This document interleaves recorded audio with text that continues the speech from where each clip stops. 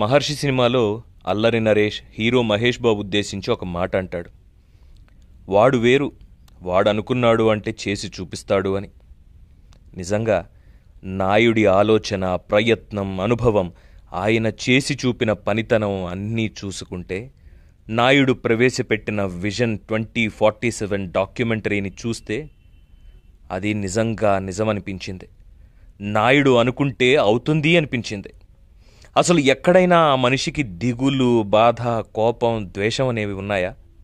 ఇప్పుడు తాను ఉన్న పరిస్థితుల్లో, ఇప్పుడు తన పార్టీ ఉన్న సిచ్యువేషన్లో ఓడిపోయి ప్రతిపక్షంలో ఉన్నాను, ఏ కులాన్ని రెచ్చగొడితే ఓట్లు పడతాయి, ఏ మతానికి మద్దతిస్తే రేపు అధికారంలోకి వస్తాం, ఎలాంటి అర్లలు సృష్టించాలి, ఎలా ప్రభుత్వాన్ని ఇరుకున పెట్టి రాజకీయం చెయ్యాలి, అసలు ఇదంతా కాదు.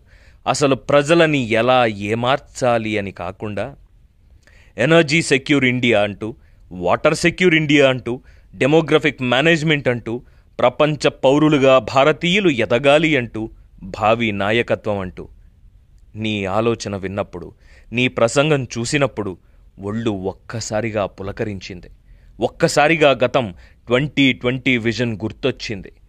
నువ్వు మమ్మల్ని నడిపించగలవు అన్న భరోసా యాదికొచ్చింది.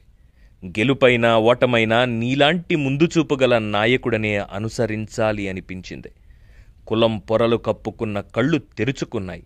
మతం మత్తులో జోగుతున్న బతుకులు మైకం వదిలి నిజాన్ని గ్రహిస్తున్నాయి. రాజకీయ ప్రయోజనాల కన్నా యువత, భావి దేశం, భవిత అంటూ ప్రణాళికలు రచిస్తున్నావు చూడు. రిటైర్ అయ్యే స్టేజిలో ఉన్న ఇదంతా నాకెందుకులే అని వదిలియకుండా భావితరాల భవితపైనే ఆలోచనలు చేస్తున్నావు చూడు. ఇది కదా అసలు నాయకుడంటే, ఇది కదా నాయకత్వ లక్షణమంటే. అందుకే నాయుడు, ఎవ్వరు ఏమన్నా నువ్వు వేరు, అంతే. నువ్వు వేరు, నువ్వు అనుకుంటే చేస్తావు. నవ యువ భావి భారతాన్ని రచిస్తున్న నువ్వు నిజంగానే వేరు నాయుడు, వేరు.